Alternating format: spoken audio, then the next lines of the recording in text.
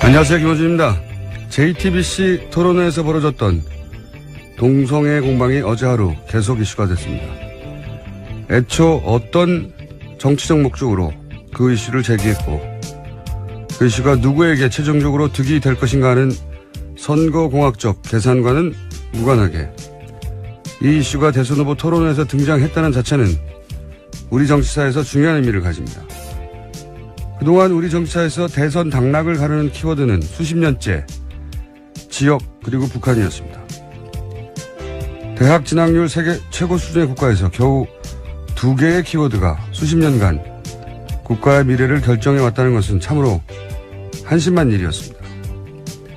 동성애 이슈는 이미 수십 년간 논쟁되어 왔던 서구사회조차 여전히 가장 첨예한 쟁점 사안일 정도로 복합적인 이슈이고 앞으로도 그럴 겁니다. 종교와 상식, 인권과 법, 그리고 혐오와 사회적 감수성의 관점에서 다음 대선에서도 이 이슈가 계속 등장해 논쟁되어지길 개인적으로 바라지 않습니다. 한 사회의 집단적 성숙도는 얼마나 다양한 이슈가 얼마나 폭넓고 진지하게 논쟁되어지는가에 달려있으니까요. 김어준 생각이었습니다.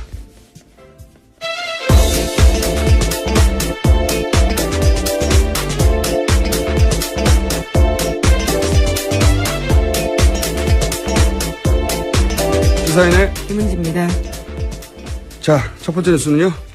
네, 주한미군이 운영할 사드 장비가 어제 새벽 경북 성주 골프장에 전격 반입됐습니다.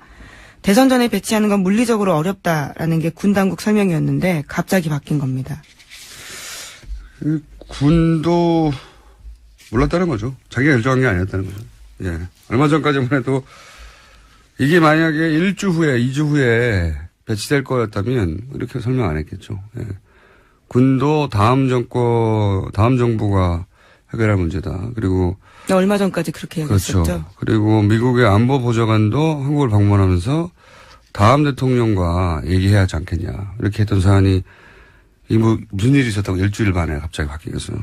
제가 보기에는 이건 미국이 아니고 우리 쪽에서 강력히 요청한 게 아니겠는가. 그렇게 의심이 드는데 다음 정부에서 이제 철저히 따져야죠. 누가 이렇게 하게 만들었는가. 여기에 대해서 이제 각 후보들은 당연히 입장을 내놨죠? 네, 문재인 후보는 사드 배치 강행에 대한 강한 유감 표시했습니다. 다른 쭉 후보. 말씀을 드릴까요? 네네. 예, 홍준표 후보 같은 경우에는 환영하는 뜻을 밝혔고요. 안철수 후보는 배치 자체에 대한 찬반 입장 대신에 절차상의 문제를 지적했습니다. 유승민 후보도 오랫동안 찬성해왔던 일이다 이렇게 밝혔고요. 심상정 후보는 자신의 페이스북에다가 일방적인 기습 배치를 인정할 수 없다면서 원천 무효다라고 밝혔습니다. 네. 일단 저희가 컷이 있으니까 각 후보에게서 직접 들어보겠습니다. 우선 문재인 후보. 이렇게 대선을 앞두고 지금 정부에서 좀 무리하게 이렇게 강행할 일은 아니라고 생각합니다. 사드 배치는 한미 간 합의에 의해서 이행돼야 됩니다. 필요한 환경 영향 평가 같은 절차를 생략하는 것은 문제가 있습니다. 잘 됐습니다. 이제 정수백도 들어오면 이제 국하고 이제 우리 안보는 천천히 오래전부터 대통령 선거 전에 사드가 배치되는 게 오히려 국론 분열을 막는 길이다. 자, 한 번에 쭉 연결해서 들려드렸네요. 심상정 후보는 언론 인터뷰가 아니라 페이스북에 본인의 입장을 밝혀서 지금, 어제까지는 컷이 따로 없었어요. 네. 오늘 따로 입장이 나오면 내일 소개드리기로 하고. 본인들이 그동안 유지해왔던 입장대로 말을 했죠, 거의. 예. 네, 그렇죠. 심상정 후보 음성이 없어서 조금만 더 말씀드리면요. 차기 정부에서 사드 원점에서 재검토돼야 한다 이렇게 이야기하면서 이에 대해서 대선 후보들 명확한 입장을 밝혀달라라고도 했습니다. 네. 안철수 후보가 살짝 다른 그러니까 합의는 이행돼야 한다. 하지만 환경 영향 평가 절차를 생략한 문제가 있다. 이렇게 지적을 따로 했어요. 이제 찬성 입장이긴 하지만 절차적 문제가 있다. 이런 지적을 하는 거죠. 전격 반입은 문제 있다. 이런 거죠. 자, 그리고 이 사드 문제는 그래서 아마 다음 토론, 남은 2번 토론회에서 지금까지하고는 또 양상이 다른 논쟁이 오가겠죠. 지금까지는 이제 다음 정부에 들어온다고 생각하고 찬반을 얘기했다면 이제 이미 들어온 거니까, 예. 그거 가지고 이제 논쟁이 일어날 것 같고요. 자, 네, 물론 남은 토론회가 경제 사회 분야이기 때문에 조금 다르긴 한데요. 그래도 이게 이슈이기 때문에 안 나올 수는 없을 것 같습니다. 지금까지 그 이슈들을 한 적이 없어요. 네. 한 번도, 대선 후보들이 자기들이 할 말이 있어 하게 될 때, 토론 사회자들이 제대로 막지 못했어요. 네. 유일하게 손석희 사장만 그걸 이제 계속 커팅했고, 예, 개입해서. 예, 물론 룰대로 하자고, 원래 약속한 대로. 거기서도 홍준표 후보는 노무현 전 대통령 가족과 관련된 문제도 사법정책 관련이라면서 정치권 이야기라고 이야기했습니다. 그래서 나머지 2번의 토론회가 이제 선관위 주간 토론회고, 그리고 손석희 사장 정도로 토론을 개입해서 정리할 만한 사실 그런 역량이나 방송 경험이나 캐릭터가 흔치 않기 때문에 좀 아무 이슈나 막 등장할 겁니다. 예. 자, 각 후보들의 어제 하루 행보 좀 짚어볼까요? 네, 문재인 후보부터 말씀드리겠습니다. 네. 어제 안보 행보를 통해서 안정감 있는 후보 이미지 부각에 주력했습니다. 군, 경찰, 국정원 출신 인사들로 구성된 국방안보특보단 출정식에 참석해서 1000명에 가까운 사람들과 함께 거수 격려하고 이들과 함께 삼국지 백전노장 황충이 자신의 품에 왔다라면서 그런 비유를 했습니다. 자, 컷을 들어보시겠습니다. 오늘 저는 1000명의 황충과 함께 진짜 안보정권 창출에 나서고 있다고 말씀드리겠습니다. 자, 근데 이 출정식에 또, 혼란이 있었죠. 예. 네, 성소수자 회원 10명 가까이가 기습 시위를 벌였습니다. 자신의 존재에 대해서 반대하는 거 아니냐라고 항의하자 연행이 돼가지고요. 지금까지도 경찰서에 있는 상황입니다. 민주당에서는 뭐, 처벌에 반대한다고 하긴 했는데, 현행무역으로 잡혔으니까요. 이 이슈는 뭐, 어쨌든 계속해서 이어지긴 이어질 것 같아요. 네. 판을 전체 흔들 정도의 이슈는 아니지만, 이 이슈가 그렇다고 사라질 이슈는 아니기 때문에. 자, 다음 후보는요? 홍준표 후보는 대구 찾아서 지지 호소했습니다. 1박 2일 동안 TK표를 다지겠다라는 건데 안철수 후보에게 갔던 보수층 유권자들이 자신에게 돌아오고 있다 이렇게 강조했습니다. 또 대지흥분제 논란에 대해서도 다시 한번 언급하면서 사과했습니다. 컷을 들어보시겠습니다. 80%만 복원하면 이깁니다. 지금 급속히 복원 중에 있습니다. 오바마 대통령이 미 대선에 나왔을 때 마약을 했다고 고등학교 시절에 고백을 한 참회록을 쓴 적이 있습니다. 미국 국민들은 그거 다 용서했습니다. 오늘 다시 말씀드릴 테니까 그거 좀 용서해 주시기 바랍니다. 네. 홍준표 후보 특유의 화법입니다. 네. 네. 이게 용서될 수 있느냐 없느냐는 각 유권자들이 판단하는 일인데, 네. 비교가 적절했는지 잘 모르겠습니다. 왜냐하면 속칭 대지흥분제 논란 같은 경우에는 피해자가 명백하게 있는 사건이거든요. 네. 네.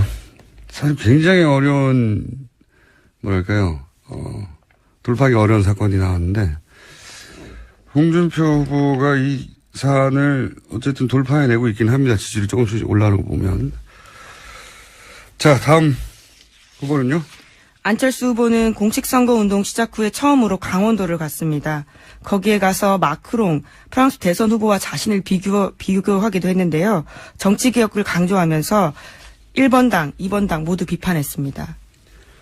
컷을 들어보시겠습니다.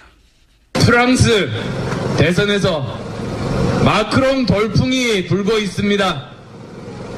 마크롱은 원내 의석 하나도 없는 신생 중도정당 후보입니다.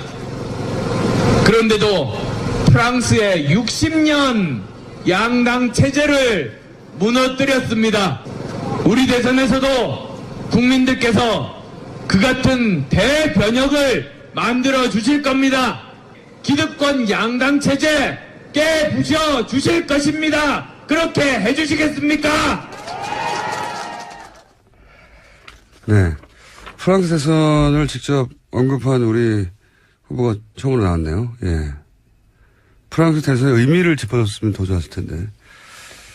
자, 이제 본인이 이제 의원수가 너무 적지 않냐라는 공격을 받는 데 대해서 프랑스 대선을 들어서 이제 반론을 한 것이죠. 자, 그 외에도 후보 단일화는 없다는 얘기도 했던 것 같고. 네, 계속해서 그 이야기를 하고 있습니다. 오히려 후보 단일화 이야기하는 쪽이 음해하는 쪽이다라는 이야기도 하고 있고요. 그러면은 바른정당이 음해를 한다는 건가요? 네. 아마도 이제 후보 단일화 할 거 아니냐고 문제 제기하는 민주당이 하는 얘기겠죠. 예. 자, 다음 후보요. 네, 유승민 후보는 최근 단일화 논의에 다시 한번 완주 의지를 분명히 밝히면서 선거 운동을 하고 있습니다. 마찬가지로 이제 단일화 얘기가 나오니까. 네. 예. 어제 서울에서 유세했습니다. 그러면서 시민들과 일일이 만나서 악수하면서 질문을 직접 받기도 했는데 박근혜 정부 탄생에 책임 있는 거 아니냐라는 질문에 대해서 인정한다면서 앞으로 잘하겠다 이런 이야기도 했습니다. 자, 컷을 들어보겠습니다. 저 바른정당의 첫 번째 대통령 후보인데 우리 아직 시끌시끌하고 내부에서도 저는 많이 당하고 그렇습니다만은 저는 국민들만 보고 정치하겠습니다. 여러분께서 저에게 저 길로 옳은 길로 가라 그러면 제 용기를 가지고 가겠습니다. 유승민 후보가 했던 유세 현장에서 했던 얘기 중에 이제 가장 뭐랄까 이 단일화 국면에서 분명한 얘기는 뭐냐면 5월 9일 날 투표소에 가면 내 이름이 있을 거다. 예. 그렇죠. 인쇄가 된다라는 거죠. 예. 그러니까 인쇄될 지금 이제 단일화 시한을 그때로 잡았는데 29일요. 예. 나는 끝까지 간다. 이런 얘기를 이런 식으로 표현했죠. 예. 투표소에 가면 내 이름이 있을 거다. 예. 사퇴하지 않겠다는 뜻을 명확히 밝힌 겁니다. 알겠습니다. 이제 5번 후보 짚어보겠습니다. 심상정 후보는 어제 울산 찾았습니다. 조선업종 노조연대라는 곳과 정책 협약식을 열었는데 이것은 국내 8개 조선소 노조가 연대한 단체입니다. 또 협약식 직후에 자신을 성소수자라고 밝힌 한 20대 남성이 TV토론에서 성소수자 편에서 시간 할애해줘서 고맙다 이렇게 발언하자 심 후보가 해당 남성을 껴안아주기도 했습니다. 또 탈핵운동 관련해서 탈핵하겠다라는 서명도 했습니다. 저희가 이제 토론회 때 홍준표 후보가 자기 지지층만 정확히 자극한다고 했는데, 심상정 후보 역시 자기 지지층을 정확히 타겟팅하고 유세를 해보면, 자, 컷을 들어보겠습니다. 원자력 발전소에서 30km 이내에는 비상계획 구간이라고 이야기했어요. 이 30km 내에 370만이 살아요. 그 다음에 월성 30km 안에는 130만이 살아요. 그 안에 다 월성 보리 비상계획 구역에 우리 울산이 다 포함되어 있어요. 그죠? 네. 원전이 만약에 조금이라도 사고 나면 최고 피해 주인이 누굽니까, 여러분? 자, 울산에 가서, 사실 울산의 이 현장에는 이제 조선업종 노조연대. 그렇죠. 정책 협약식 맺는 곳에 가서 조선업 얘기하고, 그리고 이제 원전에 대한 얘기.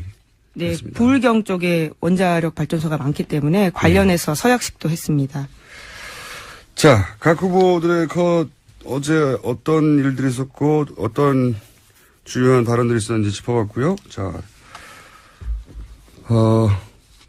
지금 최순실 재판이 한참 진행되죠. 네, 뇌물죄와 관련된 게 이제 막 시작해서 진행되고 있습니다. 근데 뇌물죄와 관련된 재판이어서 그동안 우리가 뉴스로 들었던 이야기가 좀 더 구체적으로 증언으로 구체화돼서 나오고 있어요. 그래서 간단하게 몇 가지 뉴스 짚어보겠습니다.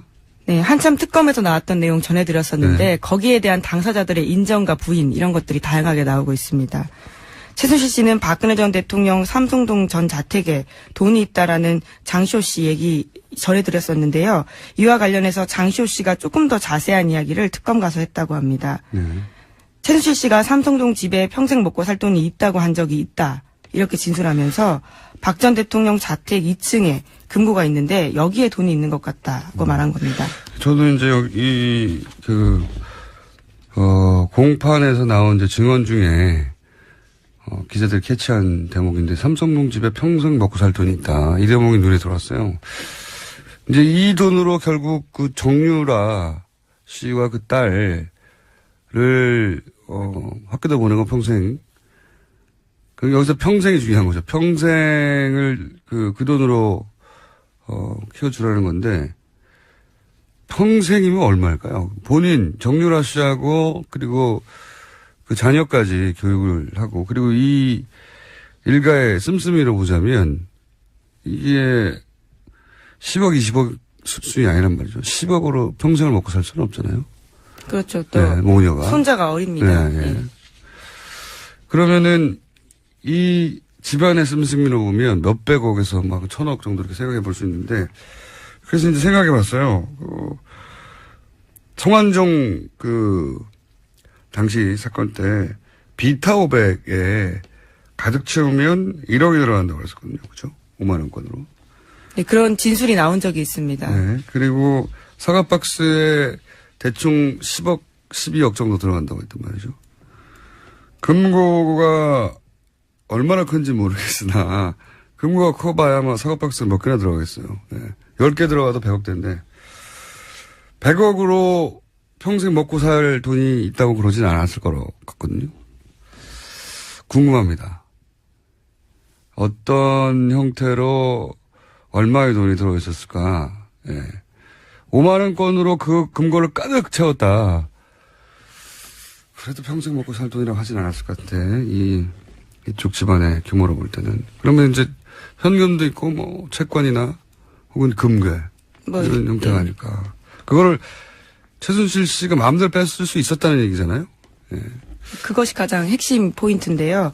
그래서 특검이 좀 압수수색을 했었으면 좋았을 텐데 당시에 대면 조사 논의가 한참 진행 중이다 보니까 놓쳤어요. 압수수색을 하지 못했다라고 합니다. 뉴스가 이렇게 나왔으면 이제는 없어졌겠죠. 아마도. 이미 또 그 집을 팔았고요. 팔았던 것도 연결되는 게 아닐까 싶기도 하고요. 저는 만약에 이게 사실이라면 이게 이제 장시호 씨의 지금 증언이기 때문에 사실 개연성이 상당히 높은데 사실이라면 변호사비를 마련하기 위해서 집을 팔았다라는 식으로 얘기하고 있는데 그게 아니라 이 금고에 있는 돈을 꺼내고 그 돈으로 해결을 해야 되는데 어디서 돈이 났냐고 할 수 해명이 안 되니까 출처가 집을 팔았다 이렇게 바라볼 수도 있거든요. 지금 사라졌겠죠. 근데 어쨌든 이런 뉴스가 계속 조금씩 나오고 있어서 저는 이 게이트 관련해서 자금을 회수하는데 별도의 특검이 혹은 법률로 인해서 만들어진 기구가 필요한 게 아닐까 그런 생각을 계속합니다. 자, 다음 뉴스 간단하게 정하면요. 네, 박채윤 씨도 어제 법정에 나와서 증언했습니다. 관련해서 박영수 특검은 지난 2월 28일에 수사 결과 발표하면서 박 전 대통령이 김영재, 박채윤 부부 사업에 특혜줬다 이렇게 밝힌 바가 있는데 이에 대해서 박채윤 씨는 특허 분쟁을 겪고 있다는 자료를 박 전 대통령의 요청으로 직접 드린 적이 있다 이렇게 밝혔습니다. 굉장히 특이한 진술이에요. 제가 보기엔. 오늘 여기까지 짚어야 될 것 같은데 민원이 있는 사람이 자신의 친분을 이용해서 대통령에게 이걸 해결해달라고 부탁드렸다가 아니에요. 이거 잘 보면 본인은 특허 분쟁을 겪고 있었는데 박근혜 전 대통령이 그 특허 분쟁 자료 가져오라고 요청해가지고 거꾸로 박근혜 대통령이 마치 특허 분쟁의 당사자인 것처럼 사실은 여기에 대해서는 무슨 중소기업 지원인이 이런 걸 붙일 수도 없어요. 개인 의원인데, 그죠? 개인 의원의 이권 분쟁인데 대통령이 왜 걱정을 해서 거꾸로 대통령이 그거 가져오라고 했느냐. 갖다 준 게 아니라 요청을.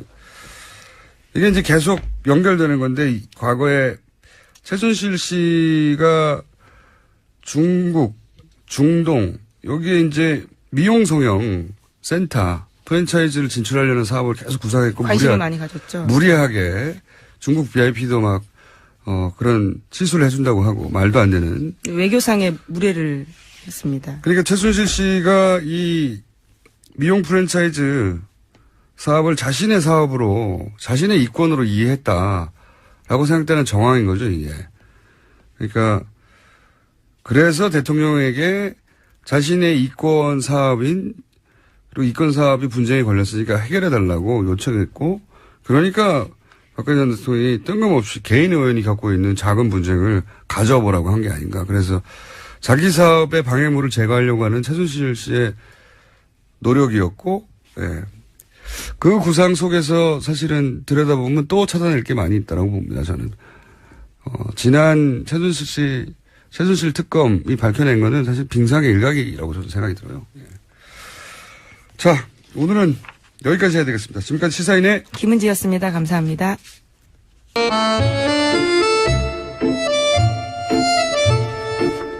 내부자들입니다. 바른정당의 김성태 의원 나오셨습니다. 안녕하십니까. 예, 안녕하세요. 김성태입니다. 더불어민주당의 안민석 의원 나오셨습니다. 안녕하십니까. 특전사 출신 안민석 의원입니다.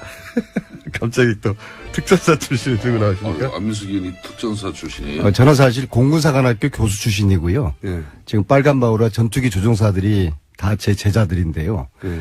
근데 문재인 후보와 저는 정권 교체 공동체이기 때문에 저희는 경제 공동체가 아니라 정권 교체 공동체인데 문재인이가 안민석이고 안민석이가 문재인이지 않습니까? 그래서 저희 특전사 출신에게 안보 맡겨주시면은 전쟁 억제하고 평화로운 한반도 만들겠습니다. 돈 주고 돈이나 백으로 군대 빠지고 총 쏠 줄 모르는 그런 대통령에게 안보 맡겨서 되겠습니까? 총 쏠 줄 모르는 사람이 누가 있어요? 군의관들은 총 안 써요. 아니 그래도 사주훈련 단기 사병들 지금 총 주면 총 못 쏠 거요? 아니 그래도 입대해서 훈련 받고. 김성태 의원님은 방위 출신 아니세요? 늘 그렇게 군사훈련 하잖아요. 안민석 의원 부인이 그렇게 좀 겸손하고 사람이 좀 진중해지라 그랬는데 오늘도 역시 겸손하지 않고 진중하지 않은 자세로. 아니 궁금해요. 방위들도 총 연습합니까? 예? 1970년대 나는 군대 생활을 동부전선에서 한 사람이에요. 육군 병장으로 그도 35개월 동안 했어요. 저는 40개월 공군 장교했습니다. 그게 그만하시고요. 궁금하지 않고 두 분이. 봉급은 많이 받았겠네. 저희들 일주일에 한 번씩 낙하산 점프 훈련했습니다. 점프 훈련을 이렇게 뒤에서 도와줬겠지 뭘. 자, 빨간 마루아들이 다 제 제자들입니다. 아무튼 저희 특전사 출신에게 안부를 맡겨주십사 하는 그런 말씀을 제가 드리고 싶은 겁니다. 자, 그럼 양 후보 빙의 토론을 한번 할까요? 잠시 후에. 이제 그건 좀 이따 하기로 하고, 바른정당 얘기부터 하지 않을 수가 없습니다. 지금 바른정당이 몇 갈래입니까? 한마디로 말하면 의견이 세 갈래는 기본이라고 봐요. 기본이라고 봐요. 없는 집안에 완전히 콩가루 집안 됐어요. 또 겸손 안 하니까 말이야. 이거는 죄송합니다. 바른정당 무슨 문재인 후보하고 이제 공동체라고요? 이제 참 저 공동체도 이제 또 볼만하겠네. 이제.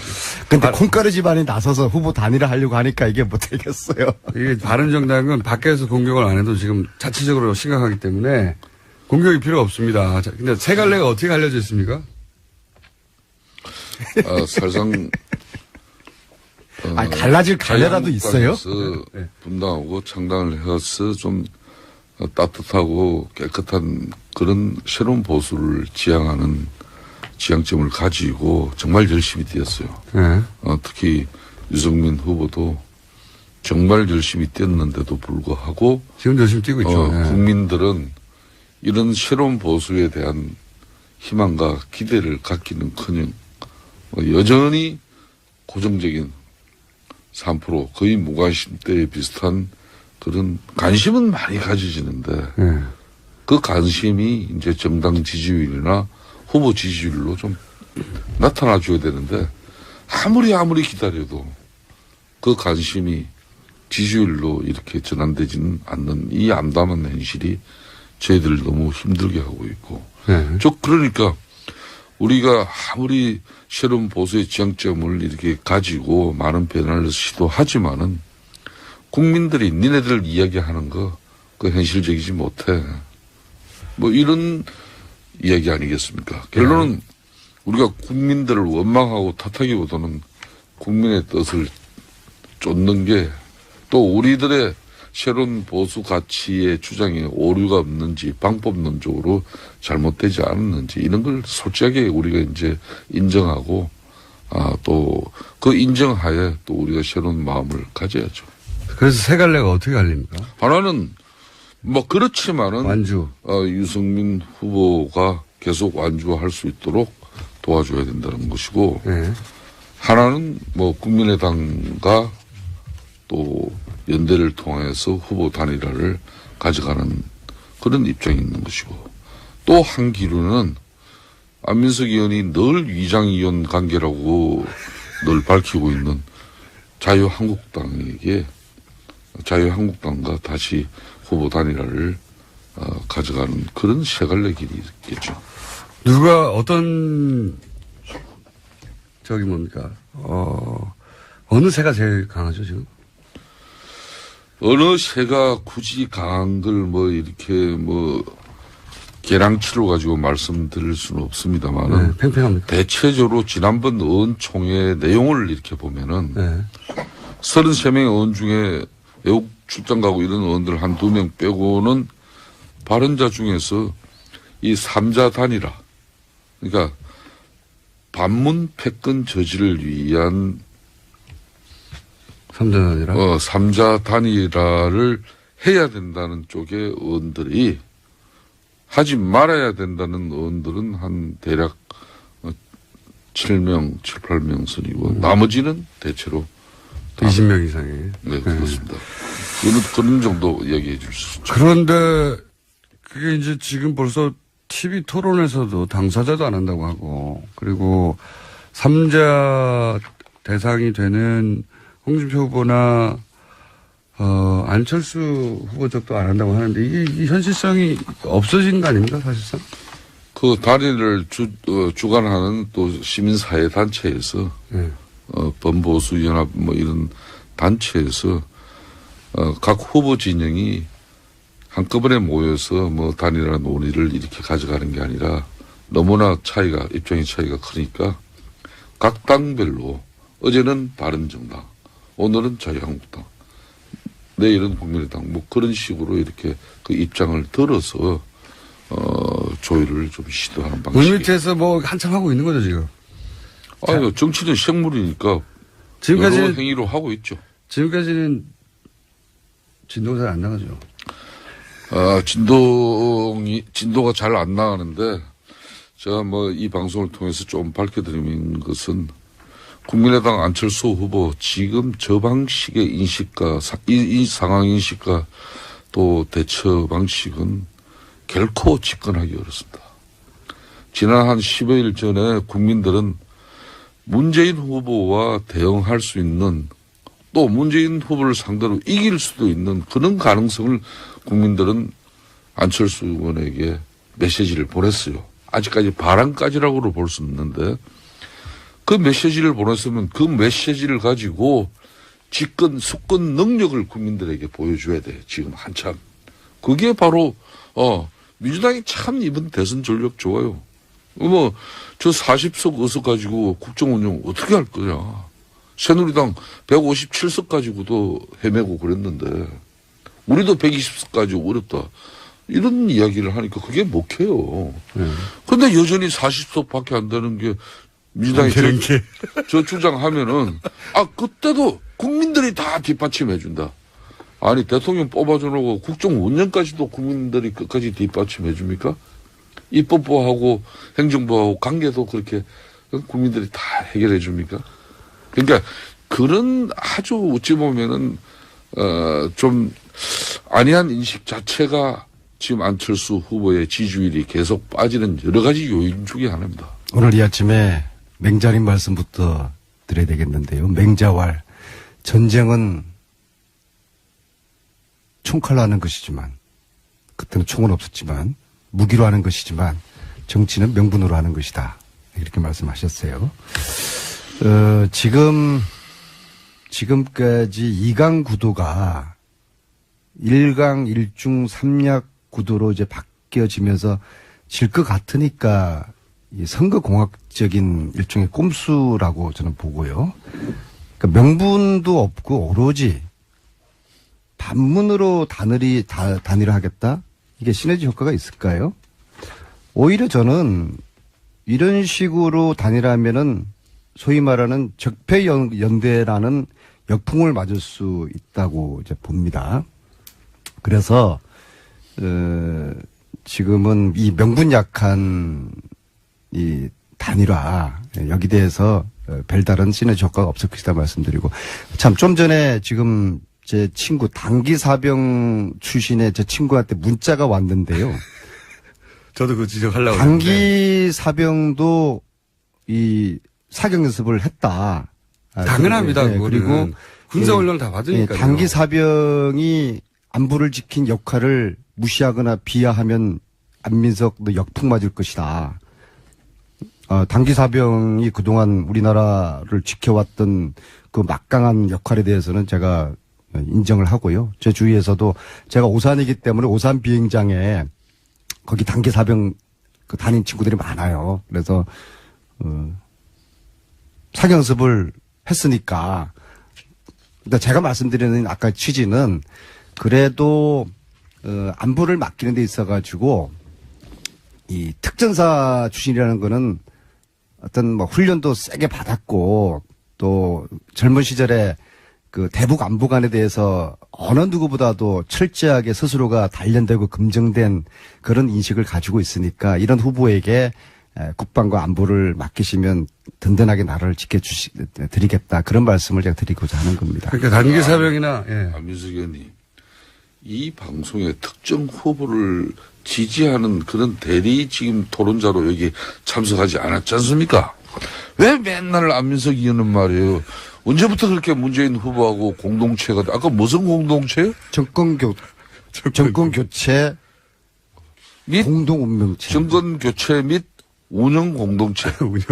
그래서 이제 교육부 총리 따놨다고 해가지고 지금 막 그렇게 방송에서 말이야.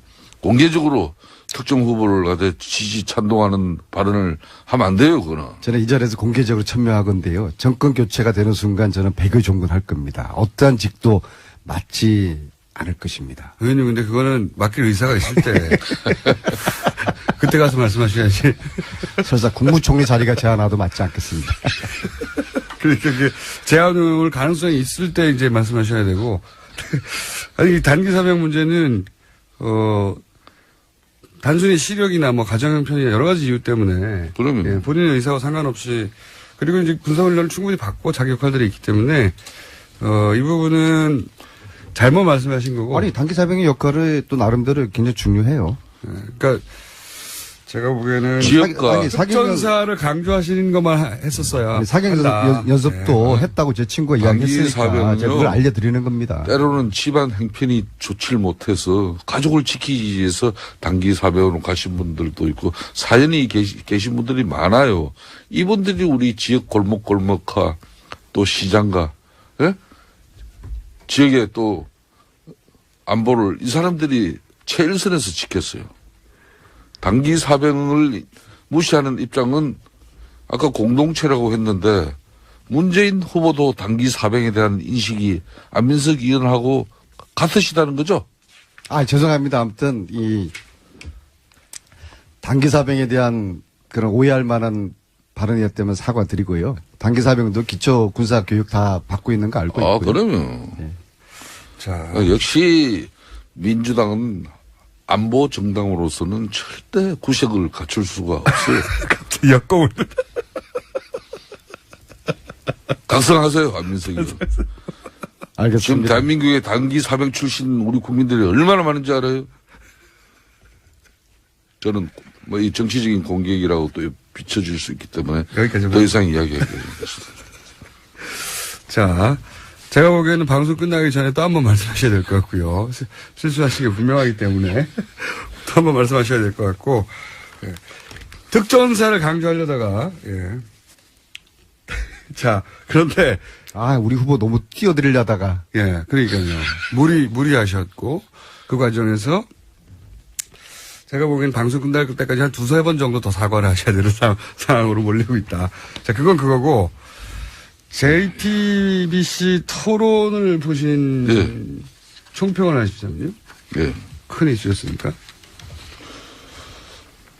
아무래도 스탠딩 토론회를 2차례 한 이후에 또 좌석에서 앉아서 하는 토론이다 보니까 여유로움은 갖췄지만은 후보 간의 긴장감은 훨씬 떨어졌다.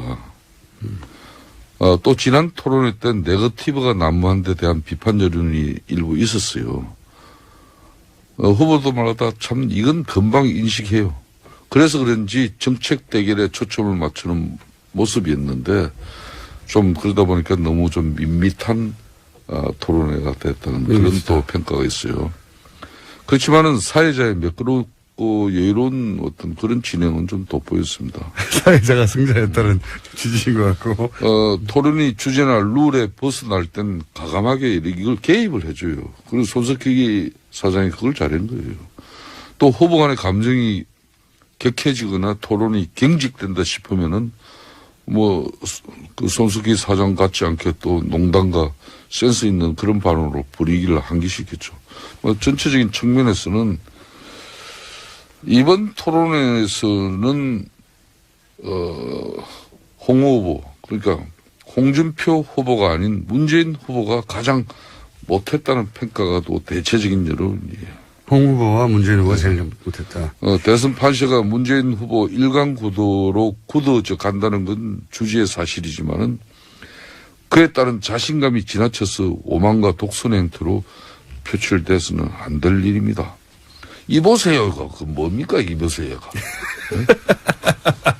제가 존경하는 우리 안민석 의원님한테도 제가 아무리 방송에서 제가 참 당하지 않습니까? 그래도 내가 이보세요 뭐 이런 소리는 잘 안 합니다. 아니님 그러지. 근데 그거는 문재인 후보께서 그는 좀 적절치 못했어요. 그렇다고 해서 또 우리 홍준표 후보도 한 살이라도 나이 많은 사람한테 버르장 없는 또 그러니까 나이 문제가 지금 야기된데 또 집에 나이는 홍준표 후보가 문재인 후보하고 나이가 같아요. 그러니까 그런 정도 해도 관계없다는 건데. 안민석 의원님이요. 제가 보기에는 오늘 그 단기사변 발언했다가 지금 혼나시는 중이어가지고. 발언을 아주 잘. 아니, 제가 그런 사과를 드렸고요. 다시 한번 우리 관련해서 정중하게 사과드리고요. 그런 뜻이 아니었다는 것을 말씀드리고. 그 토론을 보면서요. 기가 많이 죽으셔가지고. 예. 그 문재인 너무 후보에게 예. 이 질문이 집중되지 않았습니까? 예. 그에 비해서 저는 선방했다고 봅니다. 그리고 이 토론회의 성격 중에 하나가 문재인 후보 인내력 테스트 하는 성격도 가지고 있는 것 같아요. 특히 노무현 전 대통령에 대한 공격성 질문에 대해서 그래도 잘 참는 걸 보고서 그런 선방하셨다는 생각이 들고요. 홍준표 후보는 현금을 챙기고 심상정 유승민 후보는 엄을 챙겼다. 이제 그렇게 봅니다. 그래서 반면에 이제 안철수 후보는 자꾸 김성태 의원님이 디스한다고 자꾸 그러시는데 좀 토론회를 보면 볼수록 물론 그분이 가지고 있는 또 장점도 있지만은 좀 깜이라는 거 있잖아요. 대통령 깜이라는 것에 대한 좀 의문이 갈수록 들게 하는 태도라든지 또 상대방에 대한 질문을 대응하는 그런 방식이 있어가지고 그런 깜에 대한 그런 의문이 이제 갈수록 드는데요. 제가 이제 오늘 말도 좀 꼬이시고 지금 1+1 안철수 후보 관련된 여기 이제 논란이 많은데요. 네네. 제가 이것을 안철수 후보 입장에서는 억울한 측면도 있지 않겠습니까? 그래서 제가 교문의 출신이기 때문에 서울대 관계자들을 많이 알아요. 그래서 그 당시 2011년 당시에 이 인사를 책임졌던 서울대 당시 오모 총장님 한테 제가 여쭤봤어요. 총장님 어떻게 이렇게 무리한 인사가 있었습니까? 그분 말씀이 나는 관여하지 않았어요. 그 이모라는 서울대학교 발전기금 부이사장이라는 분이 있어요. 지금 한림원 원장 하시는 분인데요.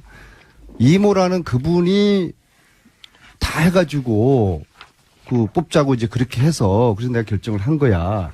예. 그래서 제가 이모라는 분을 만났어요.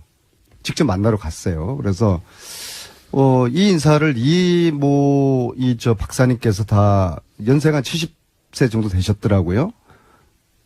다 주도하셨다는데 사실입니까? 하니까 그분이 영어로 frankly, 솔직히 그 70세 되시는 분의 말씀을 저는 뭐 의심을 할 수가 없죠.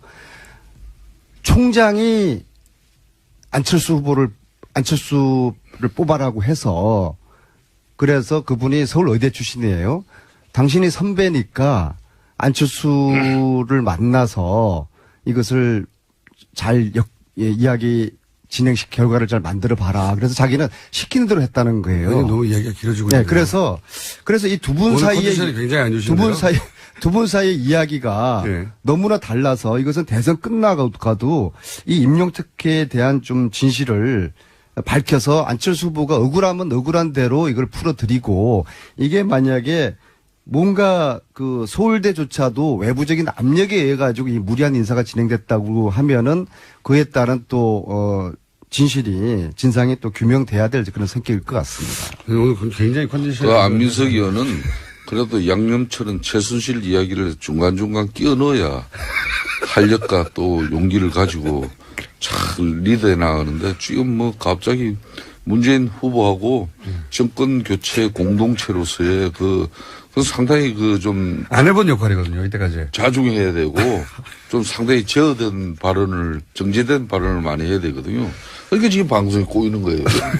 그냥 자기 정보만 해야 되는데. 문재인 후보는 문재인 후보대로 가고 자기는 자기대로 그냥 저분이 수도권 내리 사선하면서 한 번도 제 이야기는 특정 당기 후보 사병 군의관 줄을 서지 않아가지고 상당히 그 의미가 특전사 있는 건데. 나름대로 고유의 국방의 역할이 있는 것이죠. 그래도 특전사 출신이 더 차라리 안민석이가 이 안부를 더 잘할 수 있다는 그러한 이야기를 하다 보니까 좀 다소 오해가 있는 그런 말씀을 제가 드린 겁니다. 거기에 대해서는 제가 사과드릴게요. 자꾸 그걸 가지고 물고 늘리지 마세요. 그러니까 되지 않는 문재인 후보하고의 정책도 운영 공동체 그거 하지 마세요. 그거 조금 있으면은 된다 하더라도 우리 안민석 의원 같이 틀린 게요. 4년 전에 저희들이 대선 치를 때는 당하고 후보가 분리돼서 선거운동이 매끄럽지 못했는데 이번에는 저희 당이 똘똘 뭉쳐가지고 후보를 돕고 있으니까 일단 우리는 좀 집안이 지금 단합이 잘 되고 있어서 선거 결과를 떠나서 어떤 굉장히 보기 좋은 그런 이제 선거 캠페인을 지금 하고 있다는 말씀을 드립니다. JTBC 토론에서도요. 가장 독보적인 활동은 의원님 독보적 아니고요. 독보적인 활동은 역시 바른정당의 유승민 후보였어요. 네. 그런데 자꾸 사퇴하라고 하십니까? 그 유승민 후보의 칼퇴근법이나 또 3년 육아휴직 같은 그런 공약도 문재인 안철수 심상정 후보가 도입하고 싶다고 공개적으로 이야기할 정도로 정책적으로 많이 준비됐다는 걸 타 후보도 인정을 했거든요. 그런데 이렇게 잘함에도 불구하고 국민들은 또 좋은 토론회 이후의 평가도 가장 잘했다고 해주는데 지지율로는 또 연결이 안 돼요. 이게 참 아이러니예요. 사표 심리 때문에 그렇게 하는데 그래서 제가 궁금한 건 이겁니다. 그래서 결국 인쇄되기 전까지 단일화의 가능성은 얼마나 있는 겁니까? 이번 같이 투표용지 인쇄 전에 이런 후보 간의 단일화 문제를 마무리해야 된다는 그런 부담은 전혀 가질 필요가 없어요. 왜? 후보가 14명이나 되기 때문에 한 명 거기 빼놔봤자 별 표시가 안 나요. 그러니까 이번 3자 후보 단일화는 29일 시한이 넘어도 진정으로 이제는 29일도 넘겨서 진정으로 문재인 집권 저지를 위한 어떤 3자 후보 단일화가 뜻을 맞추면은 언제든지 할 수는 있죠. 그런데 내가 보기는 절대 국민의당 안철수 후보는 집권 능력과 집권 의지가 현저하게 이 사람은 부족한 사람이에요. 집권 의지는 강력한데 그 방법론이 틀렸다고 지적하시는 게 맞지 않을까요? 저는 집권 능력과 의지라고 했어요.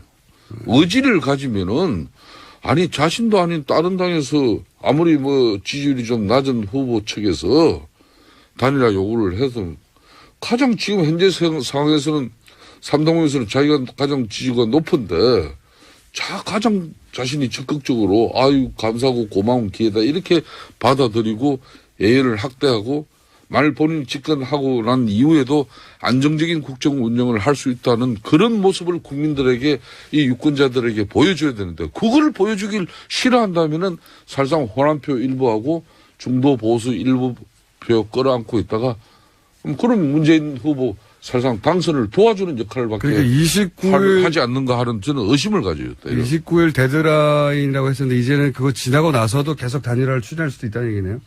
저는 그렇게 봅니다. 마지막 순간까지도? 예.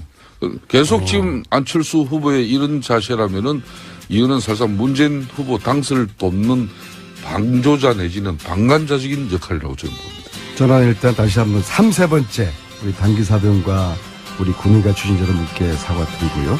또 좋은 하루 되시길 바라겠고요.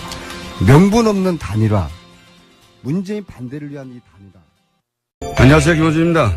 JTBC 토론회에서 벌어졌던 동성애 공방이 어제 하루 계속 이슈가 됐습니다. 애초 어떤 정치적 목적으로 그 이슈를 제기했고 그 이슈가 누구에게 최종적으로 득이 될 것인가 하는 선거공학적 계산과는 무관하게 이 이슈가 대선 후보 토론회에서 등장했다는 자체는 우리 정치사에서 중요한 의미를 가집니다.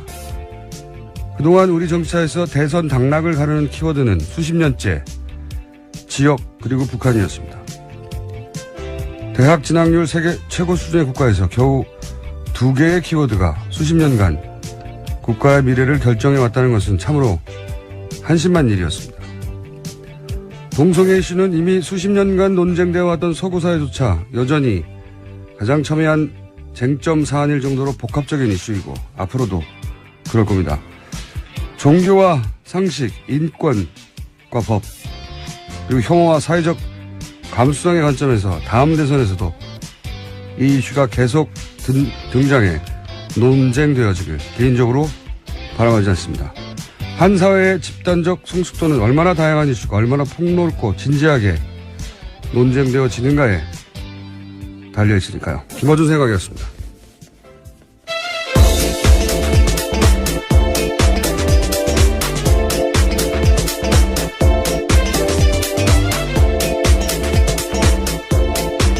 시사인의 김은지입니다. 자, 첫 번째 뉴스는요? 네, 주한미군이 운영할 사드 장비가 어제 새벽 경북 성주 골프장에 전격 반입됐습니다. 대선 전에 배치하는 건 물리적으로 어렵다라는 게 군 당국 설명이었는데 갑자기 바뀐 겁니다. 군도 몰랐다는 거죠. 자기가 결정한 게 아니었다는 거죠. 예. 얼마 전까지만 해도 이게 만약에 1주 후에, 2주 후에 배치될 거였다면 이렇게 설명 안 했겠죠. 예. 군도 다음 정부가 해결할 문제다. 그리고 얼마 전까지 그렇게 얘기했었죠. 그렇죠. 그리고 미국의 안보 보좌관도 한국을 방문하면서 다음 대통령과 얘기해야 하지 않겠냐. 이렇게 했던 사안이 무슨 일이 있었다고 일주일 만에 갑자기 바뀌겠어요. 제가 보기에는 이건 미국이 아니고 우리 쪽에서 강력히 요청한 게 아니겠는가. 그렇게 의심이 드는데 다음 정부에서 이제 철저히 따져야지 누가 이렇게 하게 만들었는가. 여기에 대해서 이제 각 후보들은 당연히 입장을 내놨죠? 네, 문재인 후보는 사드 배치 강행에 대한 강한 유감 표시했습니다. 또 다른 쭉 말씀을 드릴까요? 네네. 예, 홍준표 후보 같은 경우에는 환영하는 뜻을 밝혔고요. 안철수 후보는 배치 자체에 대한 찬반 입장 대신에 절차상의 문제를 지적했습니다. 유승민 후보도 오랫동안 찬성해왔던 일이다 이렇게 밝혔고요.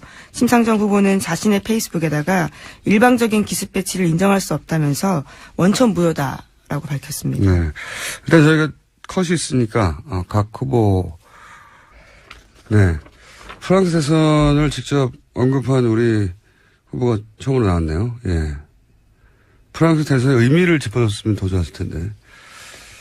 자, 이제 본인이 이제 의원수가 너무 적지 않냐라는 공격을 받는 데 대해서 프랑스 대선을 들어서 이제 반론을 한 것이죠.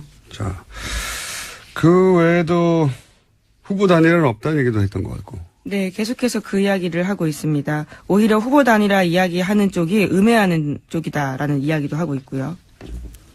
그러면은 바른정당이 음해를 한다는 건가요? 네. 아마도 이제 후보 단일화 할 거 아니냐고 예. 문제 제기하는 민주당이 하는 얘기겠죠. 예. 자, 다음 후보요.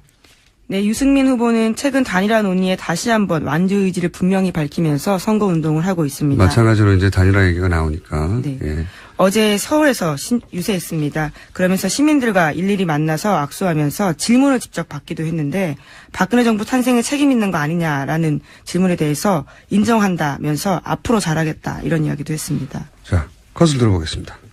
저 바른정당의 첫 번째 대통령 후보인데 우리 아직 시끌시끌하고 내부에서도 저는 많이 당하고 그렇습니다만은 저는 국민들만 보고 정치하겠습니다. 여러분께서 저에게 저 길로 옳은 길로 가라 그러면 제 용기를 가지고 가겠습니다. 유승민 후보가 했던 유세 현장에서 했던 얘기 중에 이제 가장 뭐랄까 이 단일화 국면에서 분명한 얘기는 뭐냐면 5월 9일 날 투표소에 가면 내 이름이 있을 거다. 예. 그렇죠. 인쇄가 된다라는 거죠. 예, 그러니까 인쇄될 지금 이제 단일화 시한을 그때로 잡았는데 29일요. 예, 나는 끝까지 간다 이런 얘기를 이런 식으로 표현했죠. 예. 투표소에 가면 내 이름이 있을 거다. 예. 사퇴하지 않겠다는 뜻을 명확히 밝힌 겁니다. 알겠습니다. 이제 5번 후보 짚어보겠습니다. 심상정 후보는 어제 울산 찾았습니다. 조선업종 노조연대라는 곳과 정책협약식을 열었는데 이것은 국내 8개 조선소 노조가 연대한 단체입니다. 또 협약식 직후에 자신을 성소수자라고 밝힌 한 20대 남성이 TV토론에서 성소수자 편에서 시간 할애해줘서 고맙다 이렇게 발언하자 심 후보가 해당 남성을 껴안아주기도 했습니다. 또 탈핵운동 관련해서 탈핵하겠다라는 서명도 했습니다. 저희가 이제 토론회 때 홍준표 후보가 자기 지지층만 정확히 자극한다고 했는데, 심상정 후보 역시 자기 지지층을 정확히 타겟팅하고 유세를 해보면, 자, 컷을 들어보겠습니다. 원자력 발전소에서 30km 이내에는 비상계획 구간이라고 이야기했어요. 이 30km 내에 370만이 살아요.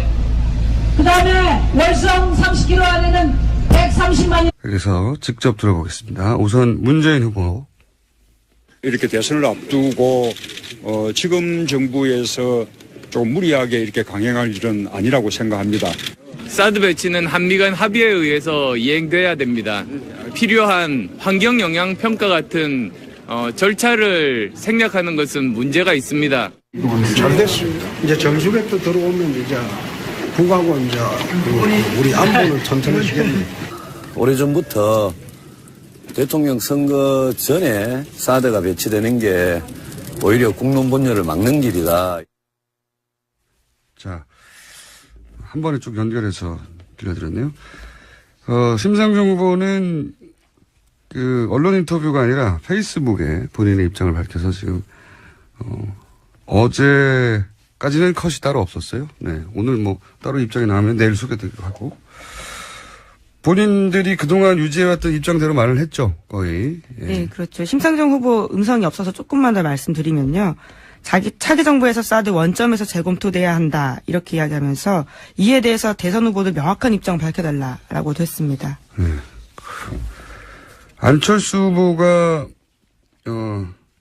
살짝 다른 그러니까 합의는 이행돼야 한다. 하지만 환경 영향 평가 절차를 생략한 문제가 있다. 이렇게 지적을 따로 했어요. 이제 찬성 입장이긴 하지만 절차적 문제가 있다. 이런 지적을 하는 거죠. 전격 반입은 문제 있다. 뭐 이런 네. 거죠. 자, 그리고 이 사드 문제는 그래서 아마 다음 토론, 남은 2번 토론회에서 지금까지하고는 또 양상이 다른 논쟁이 오가겠죠. 지금까지는 이제 다음 정부에 들어온다고 생각하고 찬반을 얘기했다면 이제 이미 들어온 거니까, 예. 그거 가지고 이제 논쟁이 일어날 것 같고요. 네, 자, 물론 남은 토론회가 경제 사회 분야이기 때문에 조금 다르긴 한데요. 그래도 이게 이슈이기 때문에 안 나올 수는 없을 것 같습니다. 지금까지 그 이슈들을 한 적이 없어요. 네. 한 번도, 대선 후보들이 자기들이 할 말이 있어 하게 될 때, 토론 사회자들이 제대로 막지 못했어요. 네. 유일하게 손석희 사장만 그걸 이제 계속 커팅했고, 예, 개입해서. 예, 물론 룰대로 하자고 원래 약속한 대로. 거기서도 홍준표 후보는 노무현 전 대통령 가족과 관련된 문제도 사법정책 관련이라면서 정치권 이야기라고 이야기했습니다. 그래서 나머지 두 번의 토론회가 이제 선관위 주간 토론회고, 그리고 손석희 사장 정도로 토론을 개입해서 정리할 만한 사실 그런 역량이나 방송 경험이나 캐릭터가 흔치 않기 때문에 좀 아무 시나 막 등장할 겁니다. 예. 자, 각 후보들의 어제 하루 행보 좀 짚어볼까요?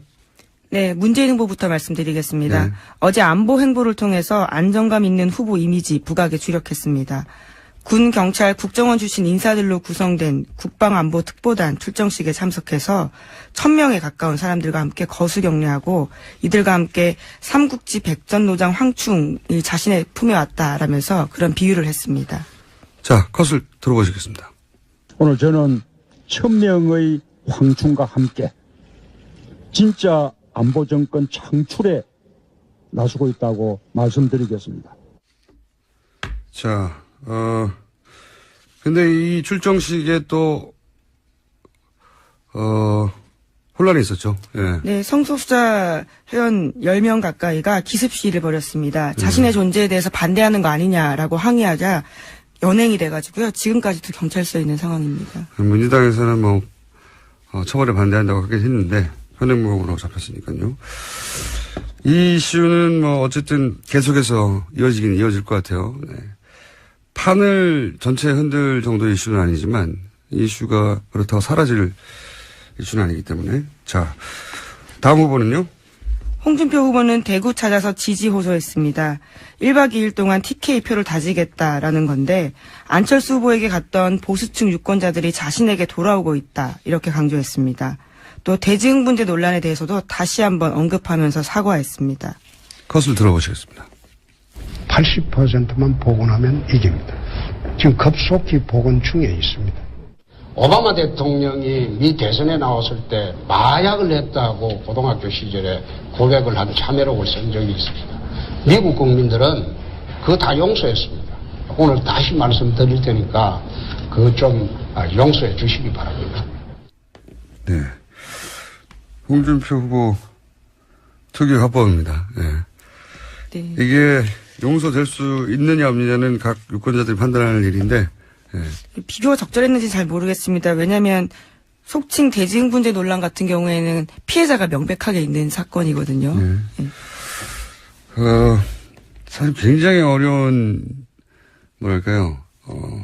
돌파하기 어려운 사건이 나왔는데, 홍준표 후보가 이 사안을 어쨌든 돌파해내고 있긴 합니다. 지지율이 조금씩 올라가는 거 보면.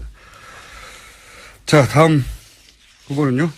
안철수 후보는 공식 선거운동 시작 후에 처음으로 강원도를 갔습니다. 거기에 가서 마크롱 프랑스 대선 후보와 자신을 비교하기도 했는데요. 정치개혁을 강조하면서 1번 당, 2번 당 모두 비판했습니다. 컷을 들어보시겠습니다. 프랑스 대선에서 마크롱 돌풍이 불고 있습니다. 마크롱은 원내 의석 하나도 없는 신생 중도정당 후보입니다. 그런데도 프랑스의 60년 양당 체제를 무너뜨렸습니다. 우리 대선에서도 국민들께서 그 같은 대변혁을 만들어 주실 겁니다. 기득권 양당 체제 깨부셔 주실 것입니다. 그렇게 해주시겠습니까? 살아요. 그 안에 다 월성 보리 비상계획 구역에 우리 울산이 다 포함되어 있어요. 그죠? 네. 완전히 만약에 조금이라도 사고 나면 최고 피해 주민이 누굽니까, 여러분? 자, 울산에 가서, 사실 울산의 이 현장에는 이제 조선업종 노조인데, 그렇죠. 정책 협약식 맺는 곳에 가서 조선업 얘기하고, 그리고 이제 원전에 대한 얘기. 네, 했습니다. 부울경 쪽에 원자력 발전소가 많기 때문에 관련해서 서약식도 했습니다. 자, 각 후보들의 어제 어떤 일들이 있었고, 어떤 주요한 발언들이 있었는지 짚어봤고요. 자,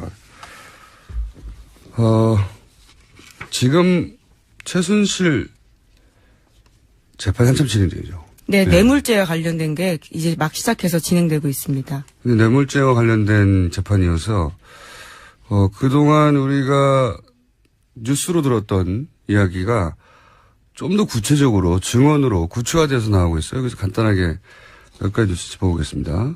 네, 한참 특검에서 나왔던 내용 전해드렸었는데 거기에 대한 당사자들의 인정과 부인 이런 것들이 다양하게 나오고 있습니다.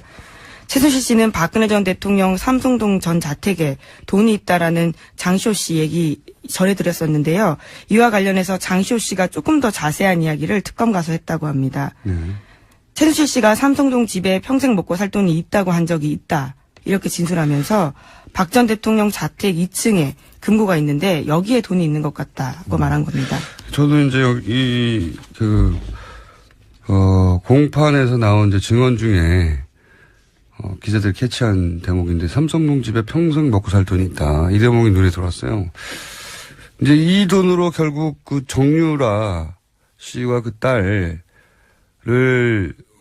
학교도 보내고 평생 여기서 평생이 중요한 거죠. 평생을 그 돈으로 키워주라는 건데 평생이면 얼마일까요? 본인 정유라 씨하고 그리고 그 자녀까지 교육을 하고 그리고 이 일가의 씀씀이로 보자면 이게 10억 20억 수준이 아니란 말이죠. 10억으로 평생을 먹고 살 수는 없잖아요.